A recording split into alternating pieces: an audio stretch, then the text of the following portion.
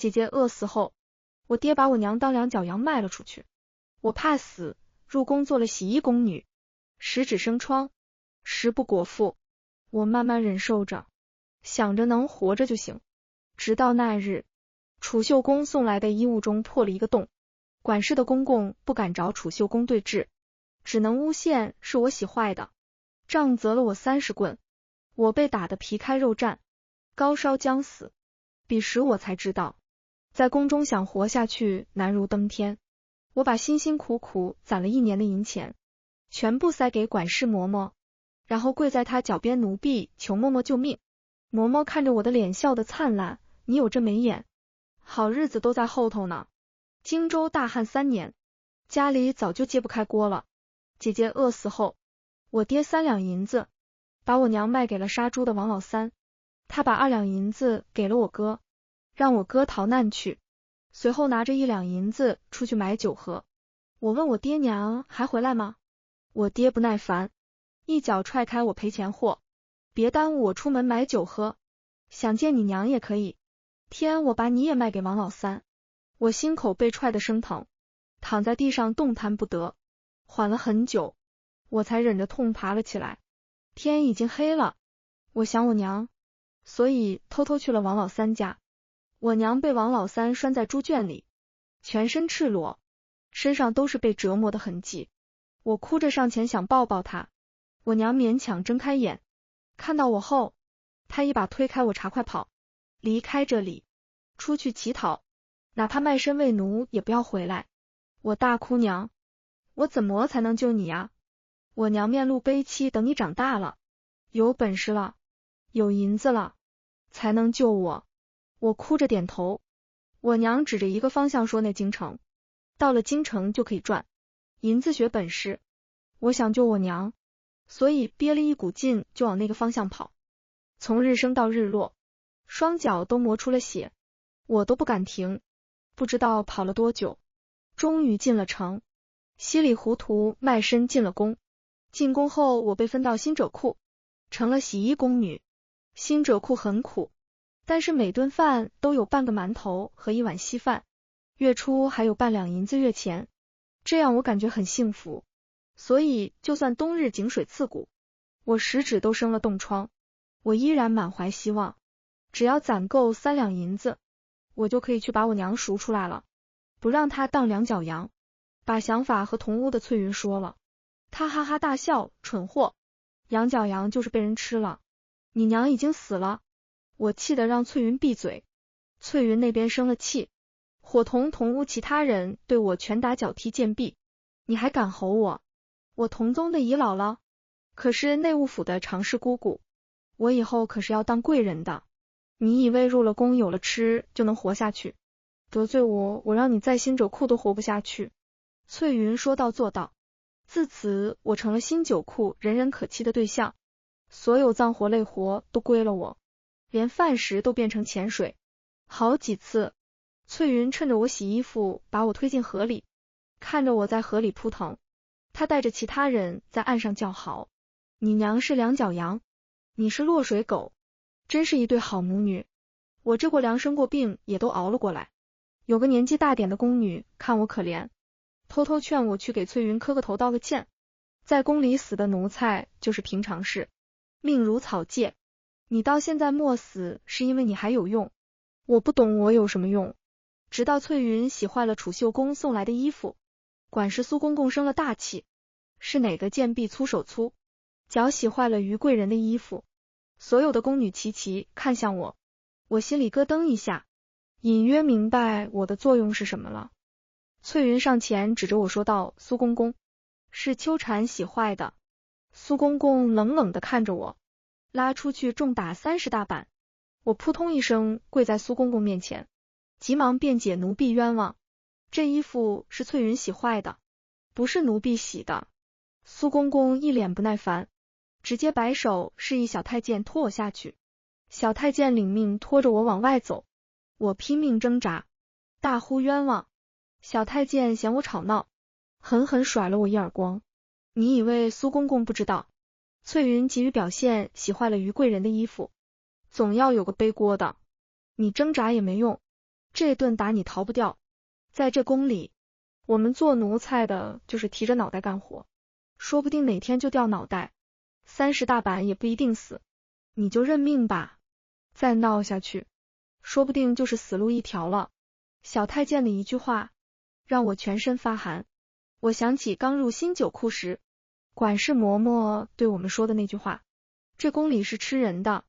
以前我不懂，现在我好像有些懂了。棍打我劈开，肉颤差点死在棍下。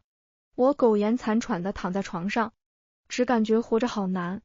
翠云哼着小曲，在屋子里收拾着自己的东西，看到半死不活的我，她笑着上前见壁。这大板味道怎么样？我早就说，玩死你跟玩死一只蚂蚁没区别，你还不信？我告诉你，于贵人的衣服是我有意洗坏的，我洗坏了衣服嫁祸给你，我再去于贵人那边举报一下。如今于贵人说我机灵，让我去他院子伺候呢。你呀就是一个工具，在这宫里只能被我们利用，是我们的踏脚石。等我成了于贵人身边的人，我肯定也能找到机会成为皇上的女人，以后我飞黄腾达，而你只能在这里等死。耳边是翠云得意的笑声，我心中升起无边的无力感。当夜我就发起了烧，全身难受，呼吸都无法呼吸。我知道我可能要死了。我们这些宫女是没资格找太医的，如果有关系，说不定还能请太医院的学徒帮忙抓个药。如果没有关系，得病了就等着死吧。迷迷糊糊中想起了很多东西，我想到了姐姐饿死前，还把最后一张树皮塞进我怀里，希冀着让我活下去。我想到我娘被我爹拖着出门前，流着泪让我跑，无边的黑暗涌了过来，似乎要把我拉进地狱。我拼命地睁着眼，我知道我不能睡过去，一旦睡过去就再也醒不过来了。我不服输，凭什么我就要死？凭什么我就要被欺负？凭什么我不能往上爬？我挣扎着起身，从枕头里面掏出钱袋子，里面有碎银子10两，是我入宫1年攒下来的。我拿着银子，步履蹒跚地走到管事嬷嬷孙嬷嬷的门外，敲响房门。孙嬷嬷开了门，看到我没有一点意外，我扑通一声跪在孙嬷嬷脚边，把银子塞到孙嬷嬷手里。奴婢想活着，奴婢想成为贵人，求嬷嬷指点迷津。孙嬷嬷接了银子，塞给我一包药，能活下来再说。这一包药很苦，我也不知道有没有用。我反反复复烧了10多天，才终于退烧。孙嬷嬷看着死里逃生的我，笑着说，你这条贱命倒是挺适合当奴才。她伸出手，轻轻拂过我的眉眼，不过你这眉眼却是天生当主子的命。我不太懂孙嬷嬷的话，但是我也不敢问，只能低着头认真听着。月初各宫娘娘会去内务府挑一些伺候的奴才，你到时候也去试试，能不能被贵人看上，就看你有没有这个造化了。不过不要让苏德福知道，否则容易打草惊蛇。苏德福就是苏公公，他是新者库的管事公公，而孙嬷嬷是新者库的管事嬷嬷，两人一直不对付。而且之前苏公公配合翠云冤枉我，如果让他知道我想逃出新者库，脱离他掌控，他肯定不愿意。我对着孙嬷嬷磕了头，奴婢知道，谢谢嬷嬷，嬷嬷大恩大德，奴婢永世不忘。孙嬷嬷摆了摆手，我不用你永世难忘，我只要你记住这个恩情，以后等你到了高位，能拉扯我这个老奴才一把就可以了。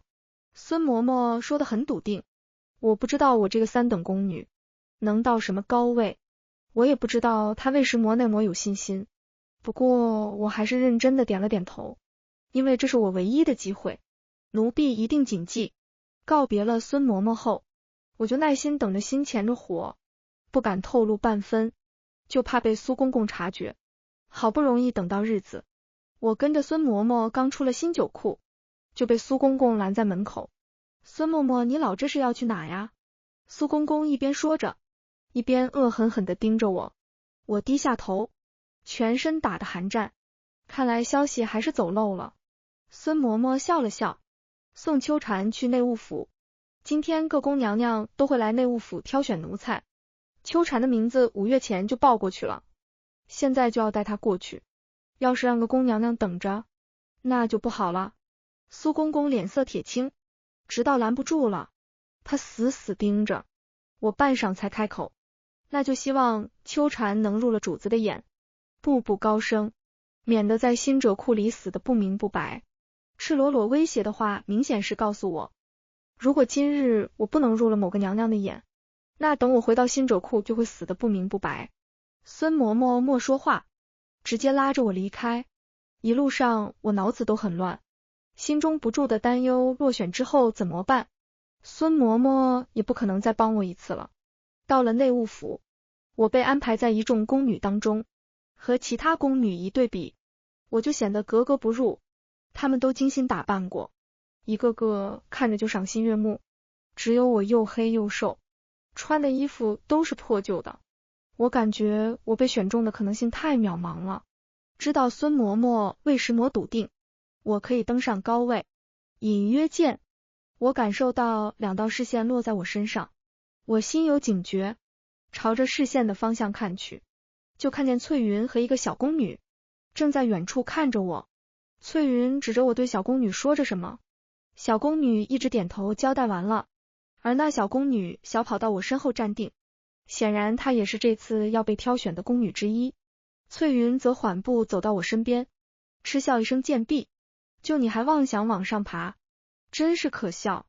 苏公公让我给你带个话，他在新者库等你回去。我看着翠云，始终不明白为什么他一心要让我死。我刚准备开口问他，一个通传声打断了我，于贵人驾到。翠云瞪了我一眼，急匆匆的走了出去，随后就见他搀扶着一个宫装美人走了进来。内务府总管太监刘公公连忙行礼，奴才参见于贵人。我们也都跟着行礼。趁着行礼的空档，我偷偷看了一眼于贵人。于贵人很美，有种让人忍不住心疼的美，怪不得皇上宠爱她。于贵人2个月前刚刚进宫，听说很是和善，对宫人也好，而且她是先皇后的妹妹。皇上对先皇后情深，爱屋及乌，常出入储秀宫，让于贵人侍寝，所以也怪不得翠云一心想去储秀宫，毕竟她想成为贵人，在于贵人那边容易近水楼台。于贵人低头对翠云说了几句话，翠云点头，随后就上前挑选。不知道是不是我的错觉，我总感觉于贵人的视线落在我身上，好几次我却不敢分心，全部心神都在小心提防了翠云，就怕她做出些什么。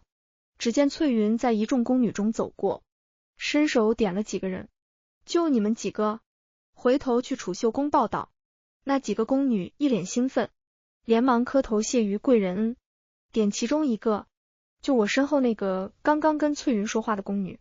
翠云选好了宫女，就走到于贵人身边站定，似乎没准备对我做什么。我皱眉，不懂翠云葫芦里到底卖了什么药。此时一个华丽玉辇缓缓走了进来，玉妹妹已经选好奴才了。玉辇缓缓落下，从里面传来一个清丽的声音。太监撩开玉辇的帘子，露出里面那张仙姿官绝的脸。刘公公一个机灵，连忙上前行礼，奴才刘福参见贵妃娘娘。娘娘万福金安。我和其他宫女齐齐打了个寒战，连忙跟着跪下。如果说宫里与贵人是与人和善的主子，那兰贵妃就是人人惧怕的毒妃。如今后宫并无皇后，自从先皇后去世后，后宫事宜都是由兰贵妃在打理。听说兰贵妃嫉妒新吉将，伺候她的宫女太监制，要稍不如意就会被打死。曾经皇上宠幸了她下面的一个伺候宫女，还没有来得及给位分，第2日的小宫女就不小心落水死了。还听说皇上有一次在贵妃宫里多看了一个宫女几眼，那宫女当天就不小心摔倒划破了脸，彻底毁了容，所以宫里的奴才都不想去贵妃宫里伺候。我低着头，尽量在人群中显得不突兀，希望不被贵妃挑中。